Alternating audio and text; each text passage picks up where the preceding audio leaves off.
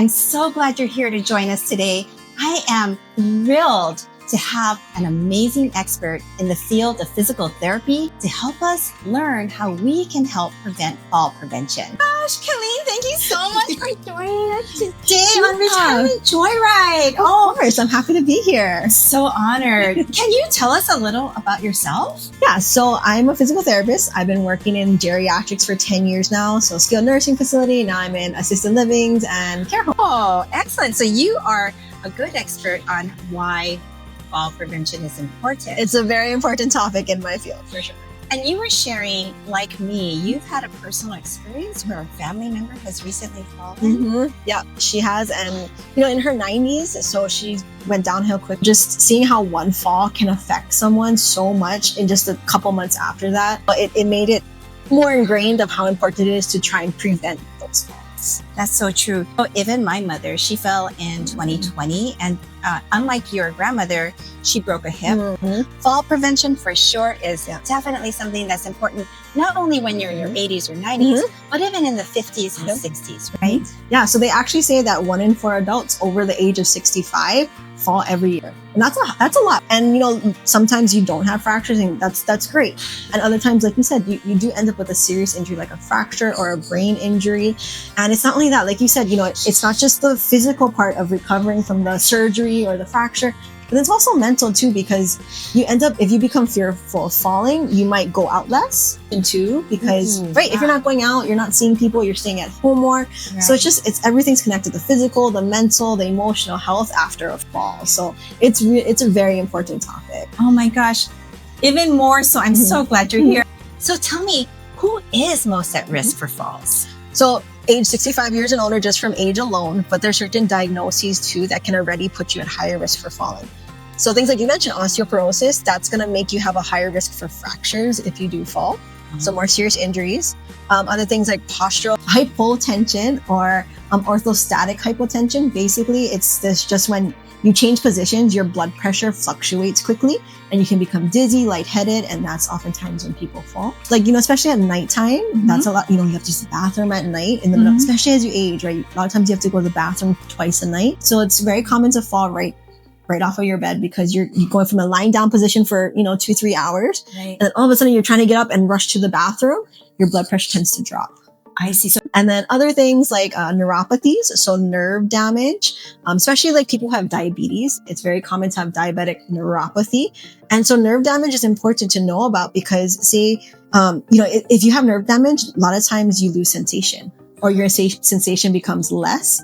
And so just think, if you don't have as much sensation in your feet and you're walking on grass and you don't realize you step on a root or a rock and you don't feel that your foot is twisting, by the time you realize you're falling, it could be too late because you can't feel it. I see. And the other general things too, just like if you don't have enough strength, right? Loss of strength, loss of range of motion. Like maybe you have old surgeries or old injuries. Right. Like I always have those patients who are like, oh yeah, this is an old football injury. So he can't fully extend his knee. Yeah. So he ends up having a weird gait pattern. And then also vision is something people don't think about too. Vision. Vision. So that's why we always remind people, make sure you go to your ophthalmologist or whoever your optometrist at least once a year.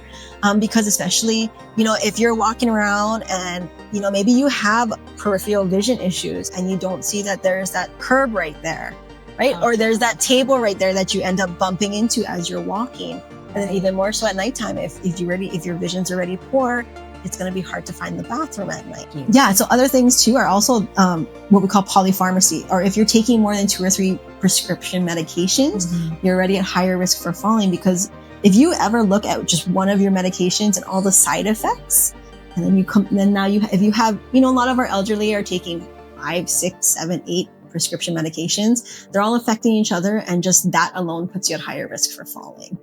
So this might be a weird question, but are there tests that the viewers can take to see if they're at risk for falls? That's a great question. Actually, there's 2 tests that are pretty easy to do in your own home.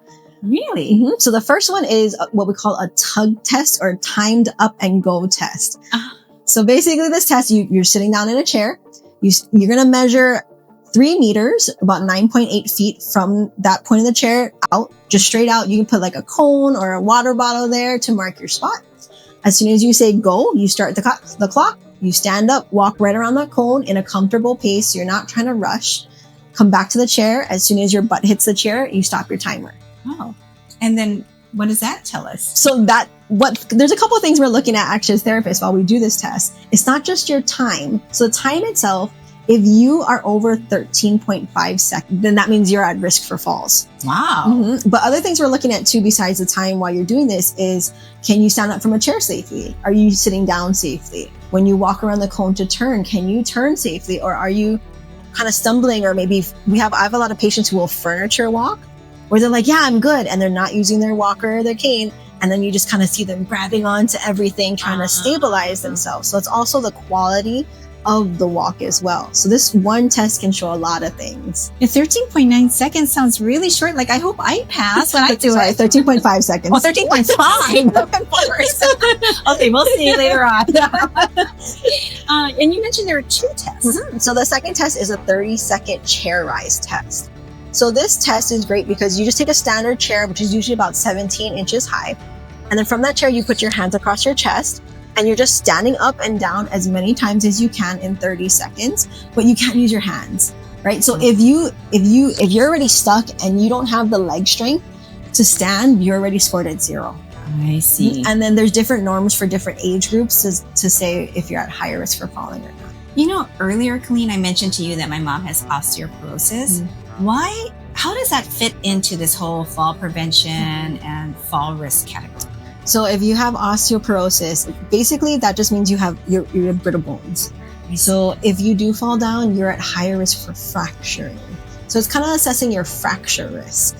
I see. So that's why it's important. If you are at higher risk, your doctor will probably order what we used to call it a DEXA scan. Now I think it's called a DXA scan. Mm-hmm. And it'll give them a number to see how at risk you are for having fractures. So it's important to know if you do have it, because it's known as the silent disease because most people don't know about it until they fall down. And then they're ordered a scan. Recently changed my PCP because my other one retired. And she was surprised that I'd never taken that scan before. And so I took it and I found I have osteopenia. Yeah. So Okay. I'm early, but I'm doing whatever I can to strengthen my bones. That's why it's important because now you know, and you can do things to change that. You can build your bone through strength training, different things like even just the meals that you eat. So the International Osteoporosis Foundation, they have a great website. They even have recipes and things you can look up. They have a calcium calculator just to educate yourself on what it is. Yeah, I was excited. You sent me that link earlier and I went through it, and I'm actually going to do a vlog in the future of cooking different foods that's on that site. That's awesome. And oh, good. Well, thank you. So osteoporosis, we definitely want to know whether we have it or not. And is this unique to women? No, it's not. It just happens that women have a higher chance of having osteoporosis and earlier on because of our hormonal changes. I see. Especially after menopause. Okay, so we talked about the TUG test earlier, so we're going to do that now. I'm going to have you sit down over here. Okay. And then you're just going to walk at a comfortable pace. So you're not even trying to walk fast. You're going to walk right around that kettlebell, come back, sit down. And you can use your hands on the armrest. And I want to hit 13 and a half seconds. You want to be less than 30. Yes, okay. Yes. Okay. Ready, set, go.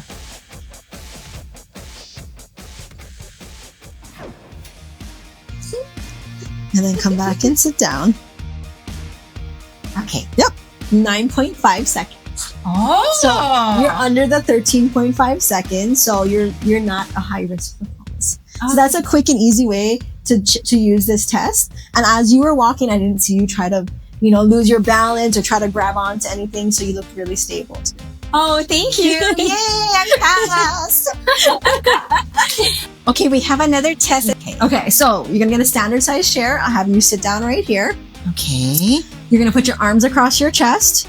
You're going to stand up and down as many times as you can in 30 seconds. Make sure you stand all the way up, get your balance, sit all the way back down. So I can't use my hands like this. Can't use your hands. Okay. Okay? Okay. Ready, set, go.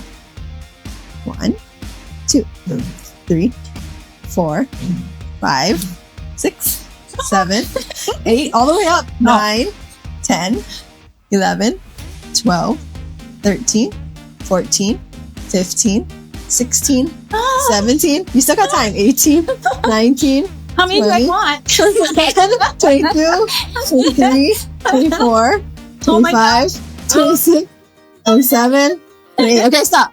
Oh. Okay, wait. Right? See, so you actually could use this as like an exercise too. Yeah. You can also track yourself Yes. to see how many reps you did, and you can beat it next time. Did I pass? Oh my gosh, you did 28, right? Yeah. Yeah, 28 reps. Okay, so moderately active older adults, specifically for a woman between the age of 64 to 69, the average is 11 to 16 reps.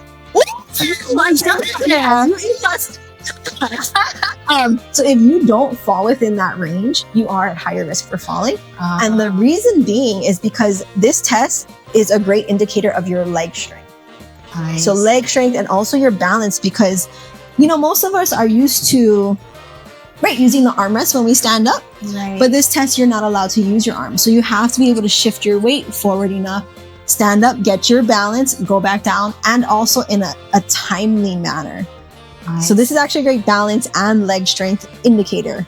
You know what? That kind of ties in with what I learned from Ken with the Tai Chi class. He was saying as we get older, we move slower, which means that momentum can't carry us through our step. But it would be the same even here. As we get older and we're going slower, you need way more strength to do this.